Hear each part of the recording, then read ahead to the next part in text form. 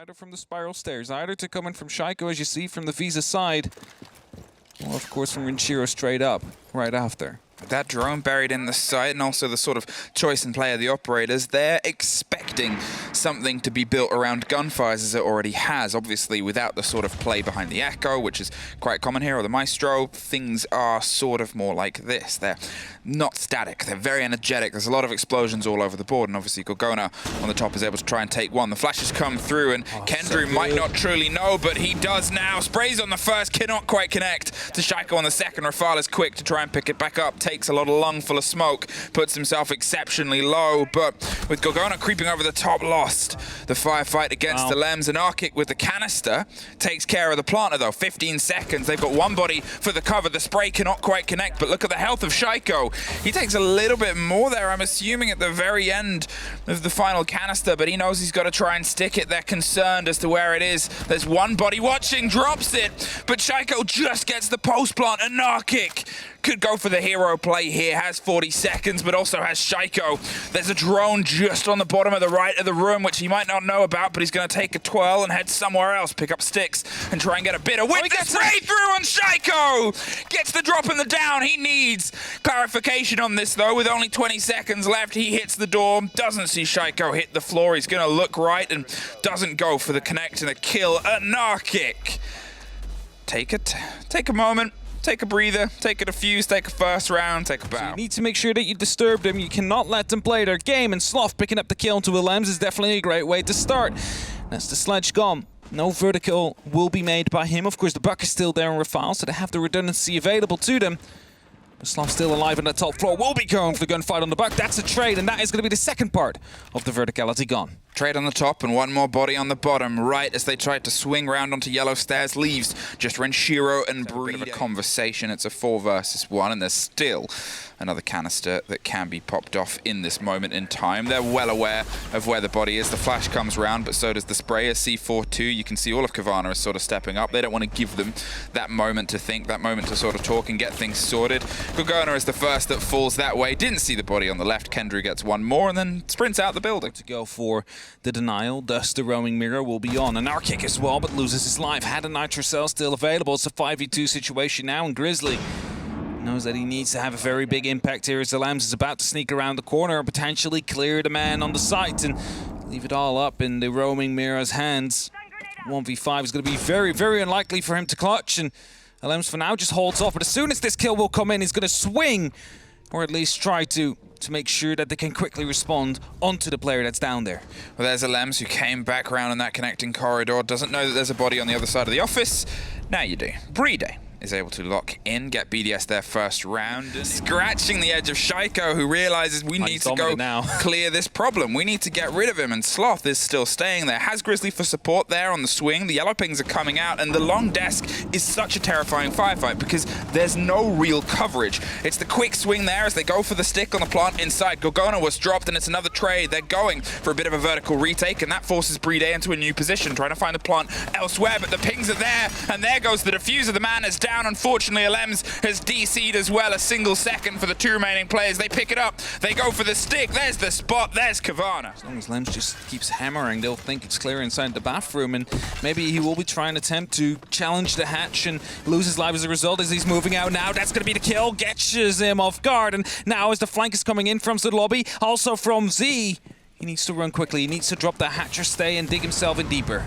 Well, Rafal is there as the buck just sees more through the debris, but the canisters on the door mean they don't get the entrance. Sloth finds Rinchiro, and a C4 finds Sloth, or a Claymore even, but Playday finds his way into the site, dug in on the backside with only a handful of seconds. This man does one thing, but he does it well. It's going to be in try and stick the diffuser down. One body has gotten way deeper than it should have. Cowana has the lockdown. There's one on the staircase, but Playday pushes into a 1 versus 1 and 2! Playday with one of the things that he does so well. Okay, they still have the chance to try and strike back, because previously they couldn't quite make those connect.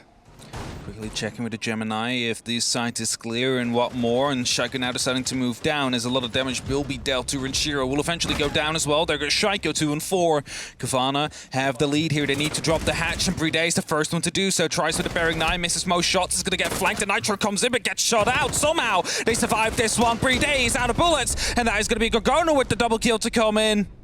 Both Rafal and Playday will drop, and that is Cowana to end half in the lead. It's a 4-2. Things are being watched. The diffuser is down. You hear another Flores drone going off. Shaiko just gets another kill. It's Cowana to be dropped from the rappel up onto the bathroom. Leaves him. Oh, he's going to go for the shots there onto the actual Flores. Knows that the flashbangs are coming in. Knows that now there is no projectile protection system available. And Kendrew, instead of throwing in these grenades, is just taking the ground. He's on the top already of the yellow stairs. Going to try and push him from here, see what he can do.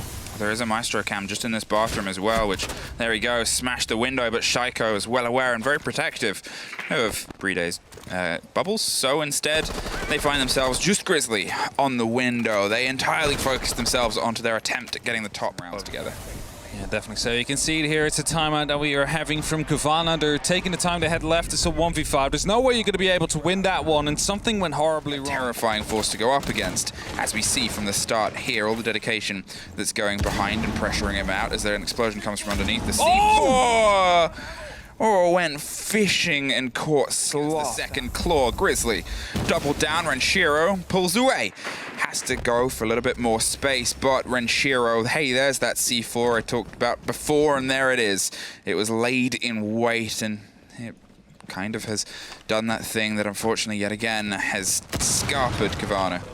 Also took out the Twitch drone, mind you, so that means that they need to deal in a different way now with these mirror windows that have been placed down. And that seems to be the smoke canisters that are about to be tossed out. Cowana trying to put some pressure from above, but Renshiro is going to be trying and will be able to find the first kills. Grizzly now needs to run in and dig in deep, but he's going to drop the diffuser. It's only up to Cowana now.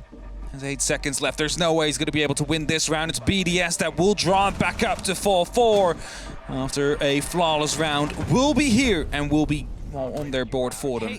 The holy match win, you could say, is Cowana setting up for a quick push.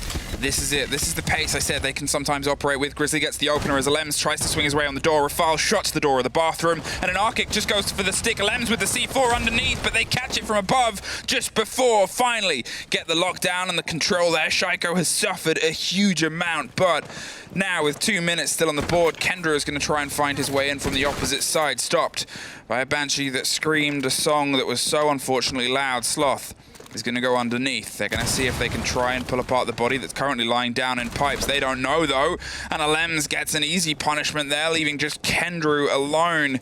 Yet again. Steadily, another Banshee will start to slow him down. They should be aware of where he's coming from. There is still that shield, there's still the smoke, there's still the shotgun that should be able to come in clutch for a foul.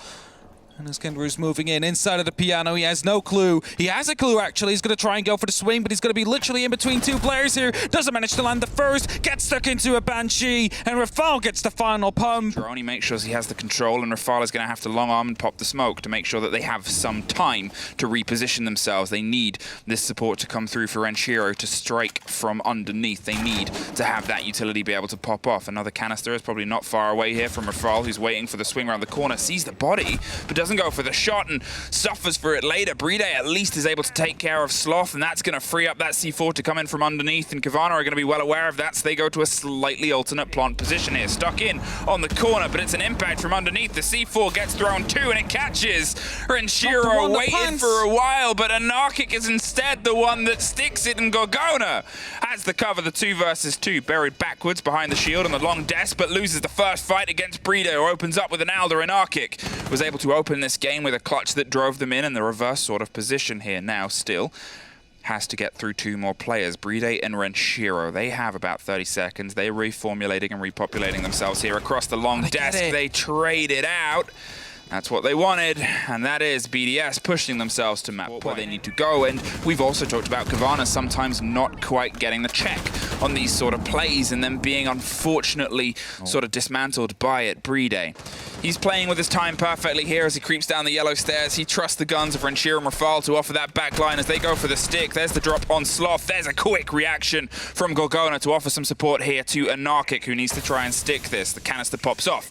Relocates Anarchic, who finds another corner, which is also equally, unfortunately, toxic a work environment. Rafal doesn't have much health, so he doesn't want to take an elongated fight. Renshiro, well, he tries to take the close one, but he can't quite get the security. Cowana doesn't want to see the diffuser get put down. He wants to make sure that he keeps himself For on. now, the diffuser is dropped. They need to pick it up. And there's suddenly 2 men down. It's such a great start that Cowana had, and now they're going to be able to finally strike back. Kendra digs his way through. They look for the body that's just around the side of the pipes that pops off to get the Gemini. They're trying to find an angle, but it's a bullet hole that bites back. Anarchic, he's back to his feet, but he cannot try and push through that, and he definitely can't push through that either. Renshiro gets the double, dug in on the back line. Gorgona, unfortunately, he found a bit of a drive, but lost a bit of that speed, pulls away just in time to not see the bad end of a shotgun.